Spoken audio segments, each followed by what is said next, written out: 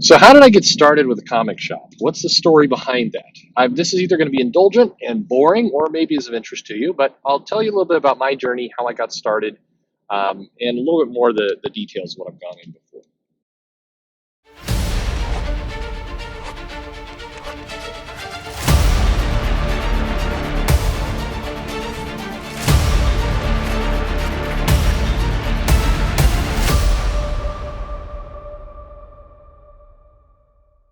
Everybody, this is Perch. I've talked before about kind of a different angle of wanting to be in comics and having that love for comics and wanting to see what it was like. And I'll tell you now a little bit more about specifically opening a comic shop and a little bit more of the details. Because as I was listening to a recent video I did where I talked a bit about this, more memories kind of came to mind, and I thought there's some interesting stuff here. Um, Opening a comic shop was probably too casual a decision for me. It was very easy to open a business. I think, as I mentioned before, in the early '90s, it wasn't hard, and you could, with as long as you had kind of some adults older than you, at least my age, who were willing to kind of do some of the backing and everything else. Rent was relatively cheap. I remember my first shop. I want to say cost $350, $400 a month, which is just, I mean, I look back at that now and just kind of laugh with painful tears. There's many places where that's a square foot cost. Yeah, many, and even that's low for some spots, particularly up here in the Northwest.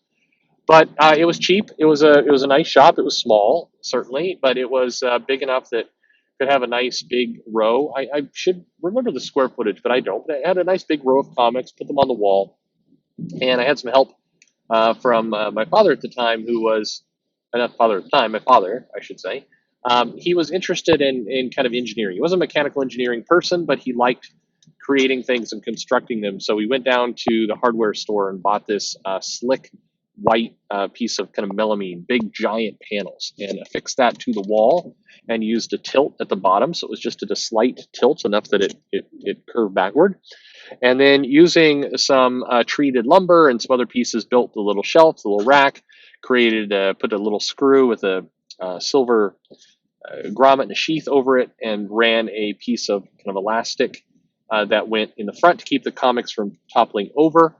And it was built. He was very clever. He put enough of these little posts in the wall that if the comic was yanked, it would be hard for it to take damage on that wall. If you'd really have to work at it to do damage. One of the things that irritates me about a lot of modern comic shops is they put things in the shelf on the front, the new comic sales, and the comic it's almost a sure bet of getting the comic off the shelf and into your hand to go take it to the register. You're going to damage it in some way. You're going to kind of bend the spine or something else. But he was very clever. He just had just enough give. It was just the right thing to do. And I think, as I mentioned before, I put mostly my own comics. I had a pretty large comic collection. I've been collecting for, oh God, at least 10 years, more than that. And so that was a lot of the comics I sold out of my backlot. I was selling my comics, which was funny because I remember putting them out, and then, before the shop opens, I'm like, well, I got to save this John Byrne run over here. Hang on, I'm not crazy. I put this back. And also, I want to say there are many comic shops who did the thing where they put the real valuable comics, little frames up on the wall, or in little kind of specialty places higher. And they all do that now, but back in the early '90s, there was less of it. I guess depending on the region, you may remember shops in your area that would do that, but at least in kind of the West Coast, there was a lot less of that. And when I say frames, I mean, buy at this point, I was going to use remnant material, but I found that if I could go to one of the frame stores, I could buy kind of the thin frame, which was, for whatever reason, really popular in the '80s, but by the time we got to the end of the '80s, it was not popular. So selling these things off, like I remember there was 8 to 10 frames for $1, and it was just quick, cheap, and it came with a heavier glass that, on the bright side, protected a little bit more from the sun, made it a little bit more of a classy thing. I think I got some back issue sales as a result of that, because everything just looked a little bit more high class. On the downside, on the rare occasions when they would dislodge from the wall and fall, you had a hell of a mess, because then glass is everywhere, and you potentially damaging the comic, but then you got a big mess on your hands. But I knew I needed to fill out the back issue stock of what I had. And so I got in the car and I started driving around, at first just, in the 30 to 40 mile radius to flea markets on the weekend. And I was just picking up whatever comics I could find from the flea markets. I wasn't even necessarily interested in the best quality comics. I had a lot of those in my collection. I was looking for, filler. I was looking for comic stock that would fill out runs, and I discovered that the flea markets were absolutely perfect. And I know that it's bizarre to me, but on Twitter I recently discovered there's a lot of people who do not know what flea markets are. And I think the best way to think about that is maybe think about a garage sale, except everybody takes their stuff to a fairground or a big empty location, and everybody sets up kind of temporary booths, and they sell their wares. They sell stuff at the flea market. And you could go there, and you can still do this today. Not as much in the big populated areas. If you're, Seattle, it's never going to work. But if you go, say, in the Pacific Northwest, you go up to Everett, or you go, even further, you go off to Spokane, places away from the big metro area, you'll still find a lot of flea markets. And unbelievably, you'll find like insane deals on comics, because most of the people at the flea market are selling it because of a lack of interest. They just want this stuff off their hands. It's a lot of adults selling their kids' comic collections. It's people who have maybe moved out. In some cases, there's some tragedy that has occurred. Somebody has died, and so they're selling off their stuff. And you can find pretty amazing runs of comics for nothing. I mean, for almost dirt cost. And generally speaking, you do find runs, because people who go to the flea market and they pick comics up, they typically don't buy like 1 or 2 issues. They'll buy like 50 at a time. So you can go there and say, you know what, hey, look, here's the entire run of Avengers through the late 80s through the mid 90s. And I can just buy it all, and I could buy it all for $40 for 150 comics. I mean, I've gotten amazing deals like that. And now, the economy, my brain is remembering a little bit of what it was like in the 90s. Granted, prices are higher now. It's not as good a deal as that, but still, the ratio is about the same. You can find amazing prices. So I got these comics. I put them in boxes. I brought them in. I had a nice kind of middle section to the shop. You walked in, think about a big rectangle. You have one full wall to the new comics. You had another little smaller wall with featured comics or things that I wanted to promote, things that were kind of good. I had a big lot of section for what I called at the time customer participation. So I'll get to that in a minute, but I think this is a clever thing more stores should do. Then in the center of the store, I had the long boxes, and again, my father, being very clever, built these little tables that you could put three. They had 3 shelves. You could put a shelf of long box, shelf of another long box, and one on the top. And so what I would do is I'd have the comics on the top. Those are the ones that are open and easily accessible by everybody. I'd have kind of the flavor of the comic. I had all the big titles represented there. And then underneath, I had the back stock, the second, third, fifth issue of some things. And I found that, at first I'm like, oh, it's going to take forever. It's going to be a nightmare to continuously sort and curate. And I'm going to have to be going through this all the time. But what I discovered is once I did it once, it was very easy, because I knew what I was selling on a day-to-day basis. And then people who would come in and work the store, I would train them to write down what they were selling. And then it was pretty quick to, okay, I sold, 20 copies of this Action Comics, somewhere in that run. Let's go underneath the table. Let's pull out the Action Comics box and let's, all alphabetized, and let's, refill the stock. You could also just visually go over the boxes on the front and go, hey, look, this one is got some gap that it didn't have this morning. So here's a place where I need to, bring some comics up. And then if a customer ever wanted something and they're coming to ask me for it, there's a quick way of just reaching under, grabbing the box, and out it goes. The long boxes themselves, I remember I used clear plastic tape and other things. I had a standard old long box, and then what I did is I would do this customer participation thing where I'd have pages of, bring your drawing in and we'll feature it in the store. And then we'll do some voting in the store, and the winner will get a free comic. I mean, something very, very basic. The goal was not you're winning an amazing prize. The goal was that you were getting people to come in, to draw, to provide artwork that you would then have in the store to provide some visual interest. And it was a neat way of skirting any kind of copyright stuff, because I'd have, fans are drawing pictures of Spider-Man, Batman, other things. And it fell under the rules of, I'm not promoting something. I'm not putting big pictures of, copyrighted characters outside of my own that are permanent fixtures. It's a fan participation thing that always protected me. Where another store at a different time that I owned, I got somebody to come in and paint big pictures of Batman and Spider-Man and things on the windows, and then soon enough, I get a you can't have this picture of Spider-Man on your window, and it's one of those things where it's doubtful that's legal. It's doubtful that anyone would win in court if they tried, but it's enough to kind of scare you and make you want to spend money. And if you're a comic shop, you're not going to do that. But I did the fan participation thing.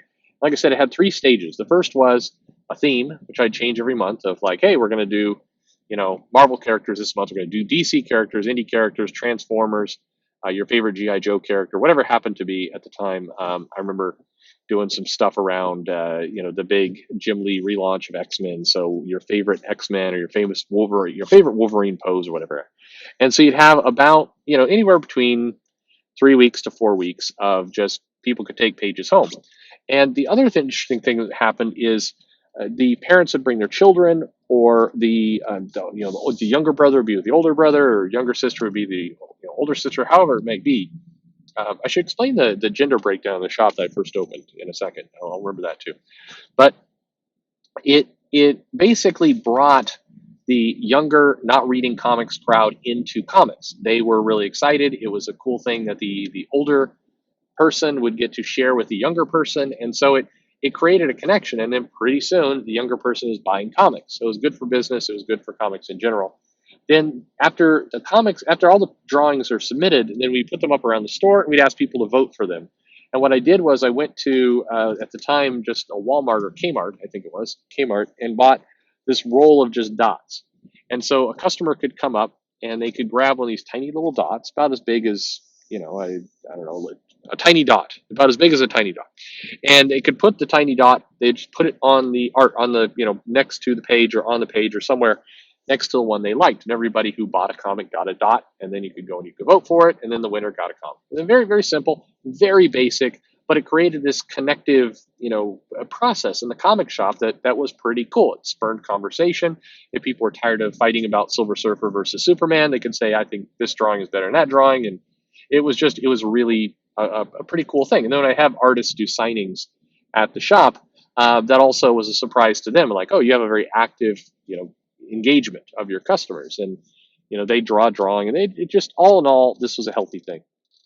And I think that kept the store looking very colorful, looking very alive. It also created a constantly moving atmosphere to the store. If you come in one month and it's like all Wolverine, you come in the next month, you've got a lot of Batman, and you come in the next month and you've got, invent your own superheroes. So you have a bunch of that going on. And so the store always looked different. One of the pet peeves and things I've always had with comic shops is when you walk in, it looks one way. You walk in 3 years later, it looks the same way. The posters are faded from the sun, but they're not coming down, and it looks very stagnant. And comics in general are meant to look very alive. They're meant to look ever changing. They're meant to look dynamic. So comic shops should also reflect that, which is what I was trying to do. That's why it was a monthly schedule, just like a monthly comic shipping schedule, and on it goes. But the other thing I wanted to mention real quick, and then I'll wrap this up, and hopefully this trip down memory lane is interesting to you. The gender breakdown in my shop. I don't know if it was just lucky in the area, or if it was the fact that I had this art kind of tie, and I would every now and then go to the local schools and I would donate some comics, and I would kind of push this engagement. As you know, you go into a school class and you generally have a 50-50 breakdown of boys and girls. And so when I would go in, I would give away comics. The girls don't just want to sit there doing nothing. Traditionally, people say, "Oh, comics are a boy thing. It's for boys and not for girls." And you see this big push to get girls to read comics by making girl superheroes. Well, I was walking in with Teen Titans and with Avengers and with Transformers and all the rest. And it's like, hey, here's a classroom. Here's a bunch of comics that aren't selling. Here's 30 comics for 30 kids. I'd find out the number of kids that were in the class, and I'd go over, and there's a plug. You'd put a little label on the top of the comic, thereby rendering it somewhat useless, but, where the comic shop is from. You encourage the parents to read to the kids if they don't know how to read. But as you're passing these things out, you didn't have girls go, "Oh, ick, Transformers. I'm not going to look at that." No, that's gross. Everyone wanted a comic. And of course they would, because their options are, hey, here's a comic you can read, look at the pictures, maybe draw a little bit yourself. Or if you are completely uninterested in the comic book, hey, there's some math homework you could do. You could sit there and do some spelling Would you rather do spelling? No, of course not. All the kids would go for comics, boys and girls. So that became very reflective of the clientele in the shop. I would say that, and here's where I'll say two things. I agree from other shops I've run and from talking to people on Facebook and other retailer groups. There's, I would say, somewhere between, it went from about 70-30 men to women, and it went to probably about 60-40 today. It's kind of the breakdown I hear, at least 60-40 men to women.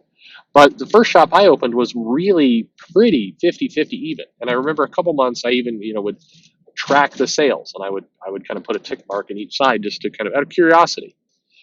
One of the reasons why I think running a comic shop and then other things I've done in my life, the consulting I've done and other work I've done in tech, one of the reasons why I've been successful, I think, at different times is that I'm very curious. I'm very, I want to know why. Why does something work the way it works? So when the clientele's coming to the comic shop, I'm curious. I want to know the demographics. I want to know what's going on. I want to know why are they coming in? Where did they come from? How did they hear about it? And I would not necessarily do anything with all this data, but I was fascinated to collect it, constantly collecting this data. And so my shop was close to 50-50. And I've always wondered, and I've had theories over time about why that was.